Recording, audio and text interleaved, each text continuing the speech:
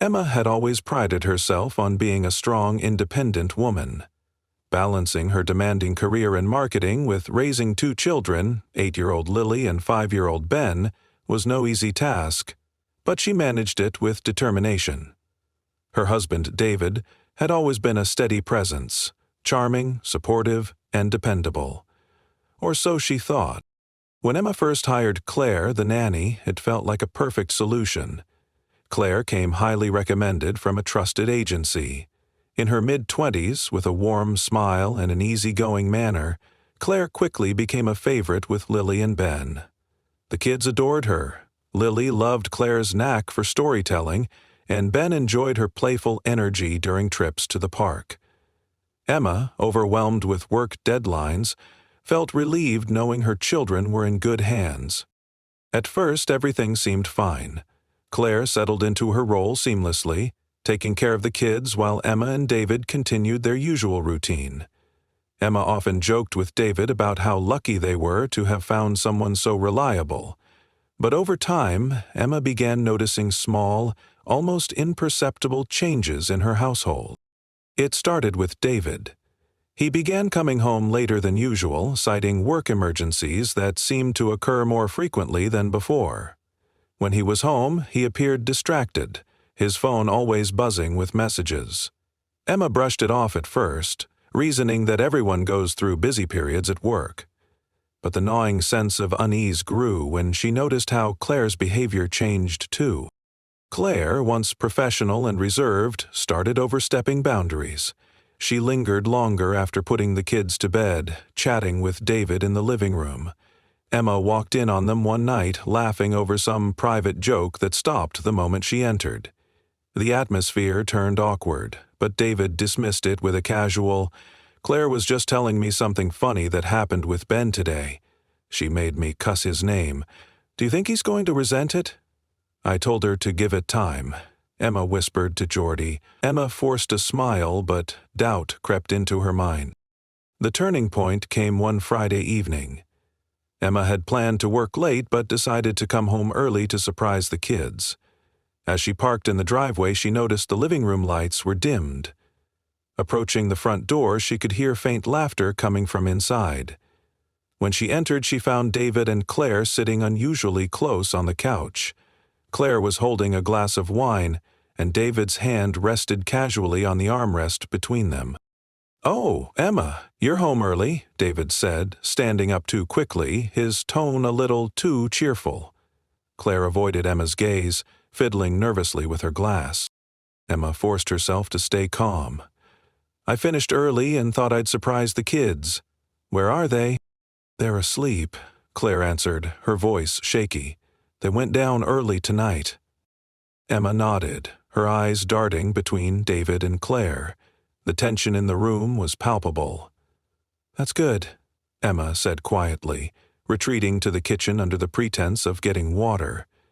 She needed a moment to collect her thoughts. That night, as David slept beside her, Emma couldn't shake the uneasy feeling that something was wrong. The memory of their closeness, the awkward energy when she entered, and Claire's nervous behavior replayed in her mind. The next day, Emma decided to trust her instincts. She began paying closer attention to the dynamics in her home. She noticed how Claire's casual comments to David had taken on a slightly flirtatious tone, or how David seemed to find excuses to linger when Claire was around. Once, she caught him making her coffee and chatting with her in the kitchen, a task he rarely did for Emma herself. But the real confirmation came 2 weeks later. One afternoon, Emma walked into the den and noticed David's phone lying on the table.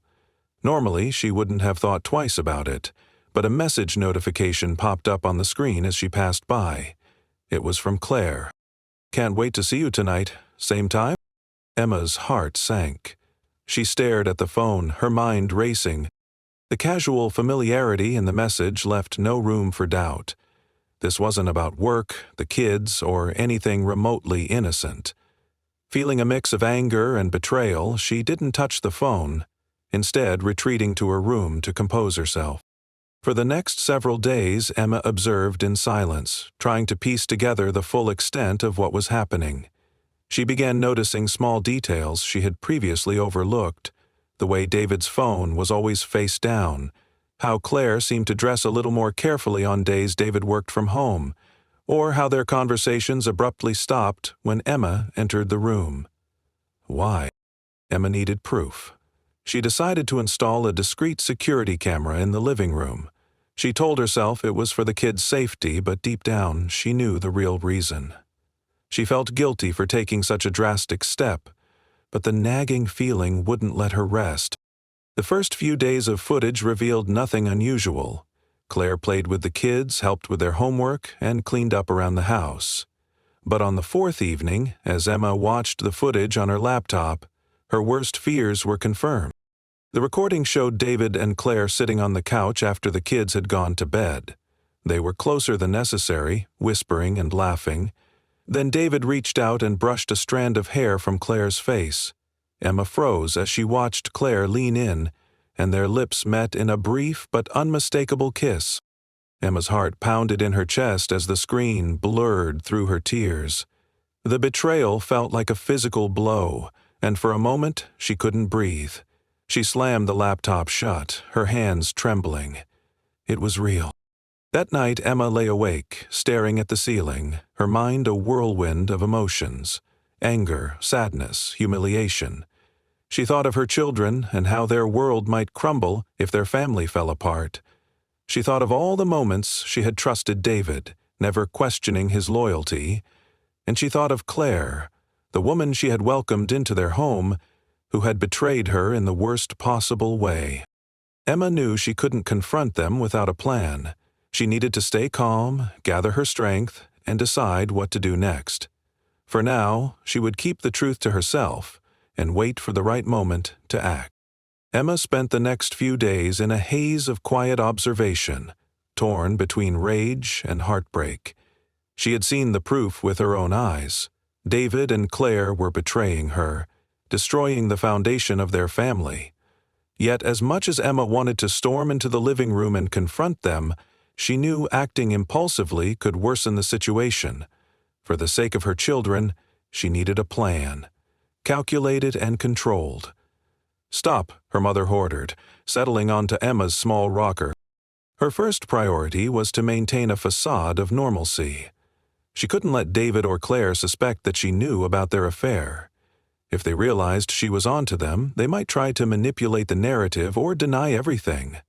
Worse, David could twist the situation and make her look irrational in front of the children. So Emma forced herself to smile at the breakfast table, nod along to Claire's chatter about Lily's drawing contest, and kissed David goodbye as he left for work. Each moment felt like a knife to her chest, but she endured.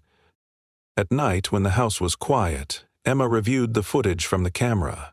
She saw more of the same subtle but damning behavior: stolen glances, whispered conversations, and fleeting touches when they thought no one was watching. David was careful never to cross any obvious lines when the kids were around, but his behavior with Claire in private left no doubt about their connection. Emma began documenting everything. She saved copies of the footage, taking detailed notes of each interaction she observed. She even started keeping a record of David's alibis for when he was late coming home. As much as it pained her to think this way, Emma knew she might need this evidence in the future, whether to confront David or to protect herself in case their marriage ended in divorce. But surveillance wasn't enough. Emma also needed to understand the nature of their relationship. Was this a fleeting fling, or was David emotionally invested in Claire? Were they planning something more serious, or was this just a passing betrayal? The uncertainty gnawed at her. One afternoon, while Claire was out with the kids, Emma took a calculated risk. She went through Claire's bag, which the nanny always left in the hall closet. Emma felt a pang of guilt as she unzipped it, but the need for answers outweighed her reservations. Inside, she found the usual contents: a wallet, a set of keys, and a planner. But as Emma flipped through the planner, she noticed certain entries that made her stomach twist. Dates were circled with little hearts drawn beside them. Some were marked with vague notes like "special night" or "D time," which Emma couldn't ignore. She snapped photos of the relevant pages and returned the planner to its original place, careful not to leave any trace of her search. Her next step was more invasive, but she was desperate. That evening, while David was in the shower, Emma accessed his laptop. She knew his password. It was a combination of their children's initials, a detail that now seemed cruelly ironic. As she navigated through his emails and messages, her hands trembled with a mix of dread and determination. In his inbox, Emma found several emails exchanged with Claire, all under the guise of scheduling or family matters, but tucked between the mundane messages were ones that were far more personal. "Last night was incredible. Can't wait to see you again. Do you think she suspects anything? I feel so guilty whenever I see her." Emma's stomach churned. The words were like daggers, each sentence confirming the depth of their betrayal. She forwarded the incriminating messages to her personal email and quickly logged out, shutting the laptop just as David stepped out of the bathroom. "Working late?" he asked, running a towel through his hair. Emma forced a smile. "Just catching up on emails. How was your meeting today?" David shrugged, oblivious to her turmoil. Same old, same old. You know how it is." Emma nodded, biting back the urge to confront him then and there. Instead, she excused herself to bed, claiming she was tired. Lying under the covers, she stared at the ceiling, replaying the emails in her mind. The following day, Emma reached out to her best friend, Sarah. Over the years, Sarah had been Emma's confidant, the one person she could rely on for honest advice. They met at a quiet cafe after Emma dropped the kids at school, ensuring Claire wouldn't notice her absence. "You're not going to believe this," Emma began, her voice shaking as she recounted the events of the past weeks. Sarah listened intently, her expression shifting from shock to anger as Emma shared everything: the footage, the emails, and her growing doubts about how long the affair had been going on. "That bastard," Sarah said, gripping her coffee cup tightly. "And her. You welcomed her into your home, and this is how she repays you?" Emma nodded, tears welling in her eyes. "I don't know what to do. I feel like my whole life is falling apart. And the kids, I can't let them see this." Sarah reached across the table, squeezing Emma's hand. "You're stronger than you think, Em, but you need to protect yourself. Get a lawyer, even if you're not ready to make a decision yet. You have to be prepared for whatever comes next." Emma nodded, taking Sarah's advice to heart. That afternoon, she scheduled a consultation with a family lawyer, framing it as exploring her options. She wasn't ready to divorce David. Not yet, but knowing her rights gave her a sense of control in a situation that felt increasingly chaotic. Meanwhile, Emma's observations continued. One evening, she overheard a conversation between David and Claire while she was in the kitchen. They were in the living room, speaking in hushed tones, but Emma caught fragments of their words. "I don't know how much longer I can keep this up," Claire whispered. "She's bound to notice, eventually." "You're overthinking," David replied. "She's been so busy with work she barely has time to notice anything." Emma clenched her fists, her anger bubbling beneath the surface. She wanted to march into the living room and confront them, but she forced herself to stay in the kitchen, gripping the counter until her knuckles turned white. As the days turned into weeks, Emma's determination grew. She didn't just want to expose David and Claire's betrayal. She wanted to regain control of her life. Watching them play their games under her roof had awakened a fire in her, a resolve to protect her children and her dignity. Emma sat at the dining table, staring at the documents spread before her.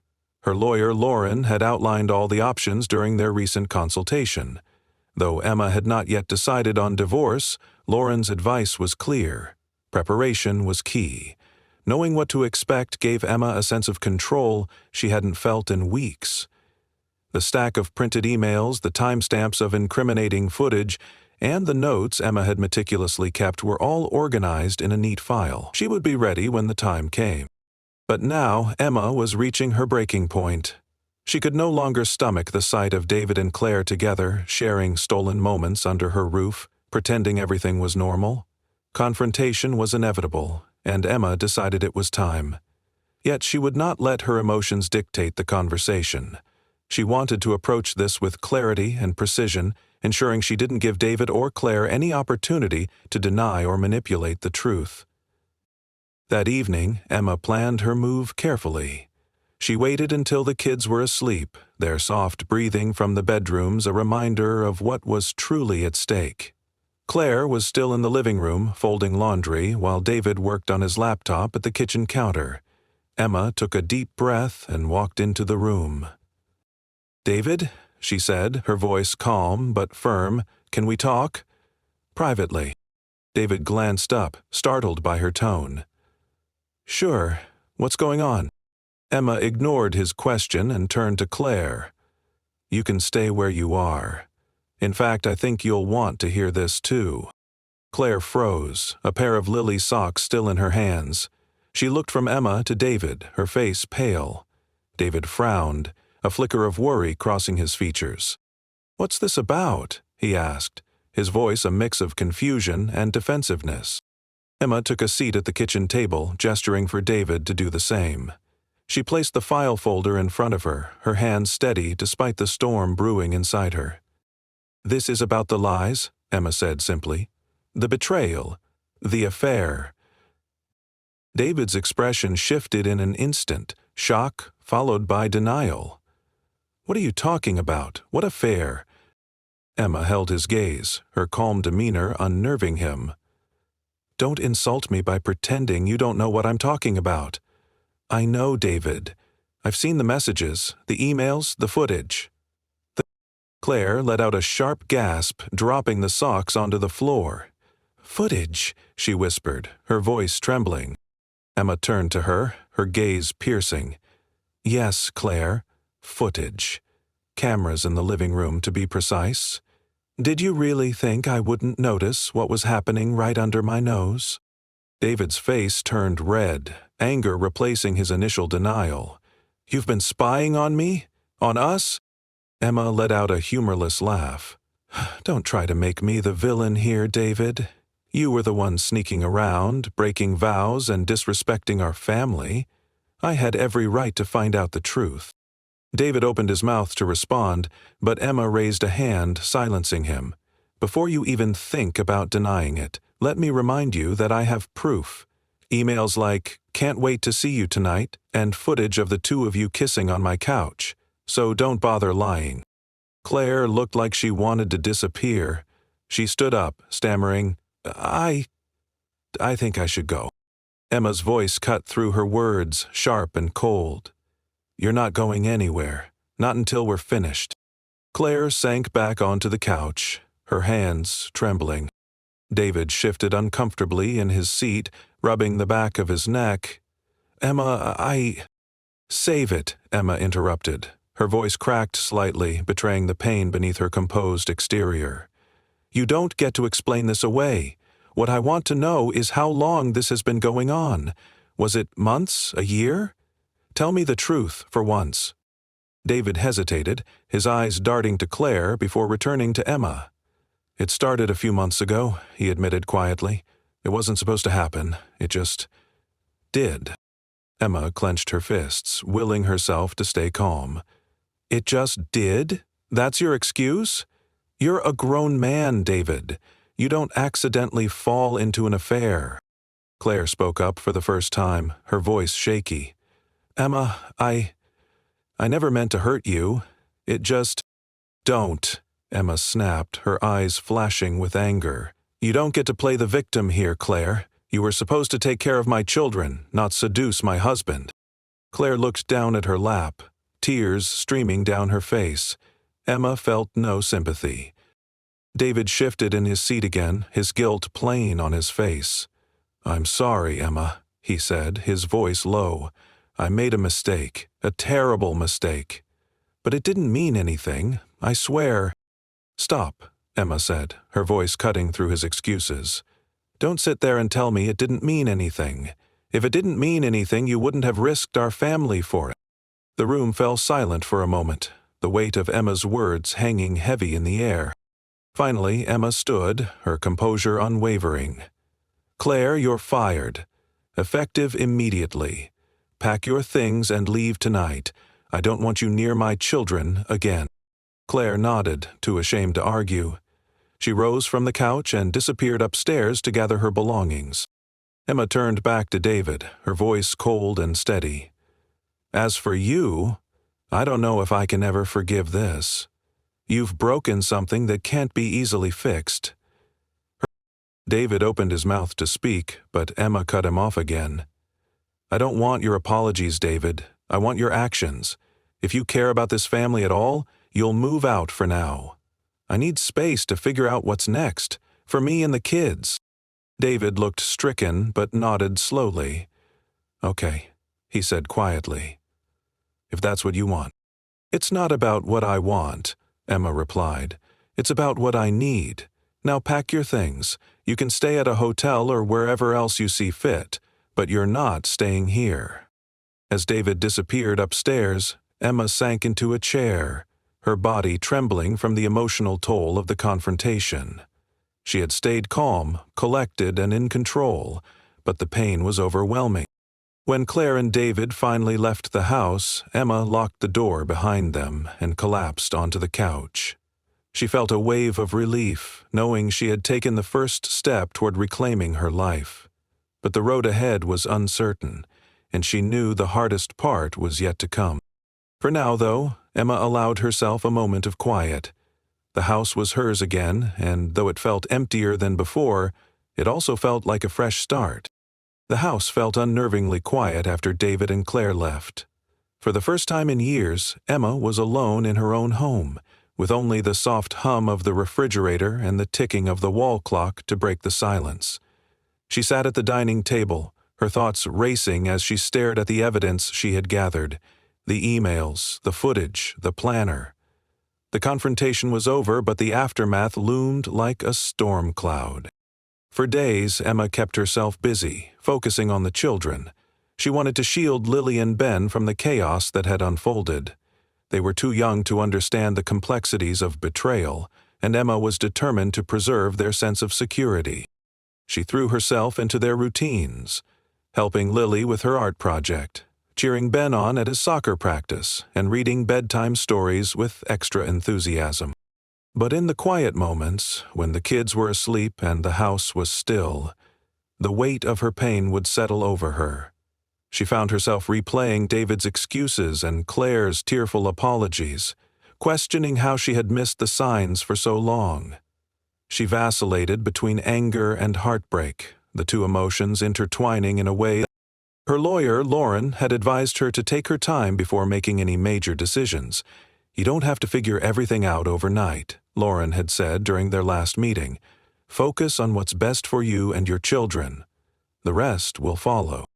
Emma took the advice to heart.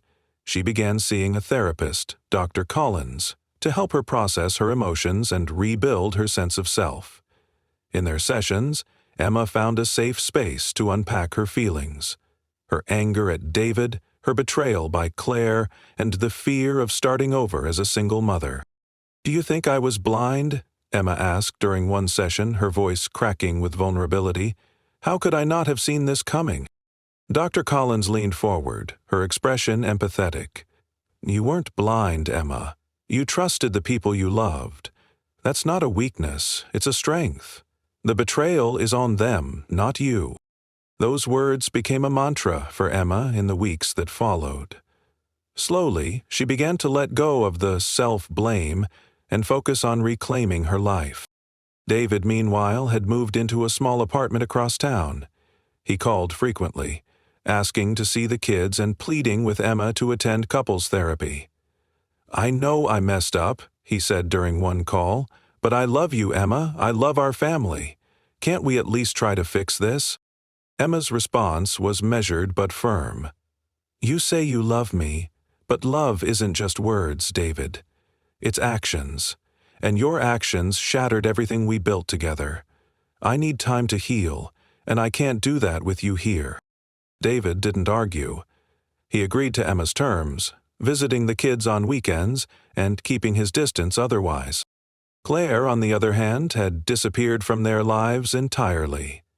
Emma had heard through mutual acquaintances that Claire had returned to her hometown, leaving behind a trail of whispered rumors. Emma felt no satisfaction in Claire's departure, just a hollow sense of relief that the woman who had upended her family was no longer a presence in their lives. As they sat around, as the weeks turned into months, Emma began to rebuild.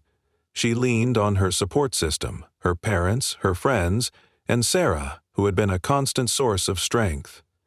She poured her energy into her work, finding solace in the structure and challenges of her job.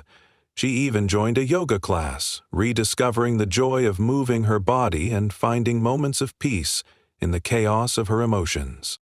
But the turning point came one evening when Lily, ever perceptive despite her young age, climbed into Emma's lap and said, "Mommy, are you sad?" Emma hesitated, caught off guard by the question. "Why do you ask, sweetheart?"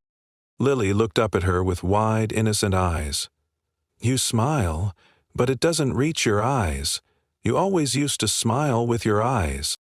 Emma felt tears welling up, but she forced herself to stay composed. "I've been sad, yes," she admitted, "but it's not because of you or Ben. You two are the best part of my life. Sometimes grown-ups go through hard things, but I'm going to be okay." Lily nodded, wrapping her arms around Emma in a tight hug. "I love you, Mommy." In that moment, Emma realized that her children didn't need her to be perfect. They just needed her to be present, honest, and strong. It was a turning point, a reminder of what truly mattered. Over time, Emma began to find joy again. She started taking the kids on weekend adventures, trips to the zoo, picnics in the park, and movie nights at home. She hosted a small dinner party with her closest friends, filling the house with laughter and warmth for the first time in months. And then there was David. He continued to ask for another chance, his remorse evident in every interaction. But Emma remained cautious. While she acknowledged his efforts to change, she couldn't ignore the betrayal that had fractured their marriage. One evening, David came to the house to pick up the kids. After they left, he lingered on the porch, hesitant to leave. "Emma," he said, his voice heavy with emotion, "I know I hurt you in ways I can't take back, but I want to spend the rest of my life making it up to you, if you'll let me." Emma looked at him, her heart torn. She saw the man she had fallen in love with, but she also saw the man who had betrayed her. "I believe you're sorry, David," she said finally, "and I believe you love the kids. But love isn't enough. Trust is the foundation of any relationship, and right now, I don't know if I'll ever be able to trust you again." David nodded, tears glistening in his eyes. "I understand. I hope someday you can." Emma didn't respond, and David left without pressing further. Months later, as the anniversary of the confrontation approached, Emma found herself reflecting on how far she had come. She wasn't the same woman who had sat at the dining table, broken and unsure of her future. She had faced the betrayal head-on, taken control of her life, and emerged stronger for it. Sitting in the backyard with Lily and Ben, watching them chase fireflies under the fading summer light, Emma felt a sense of peace. Her family was different now. Smaller, perhaps, but no less full of love. For the first time in a long time, Emma allowed herself to smile, and this time, it reached her eyes.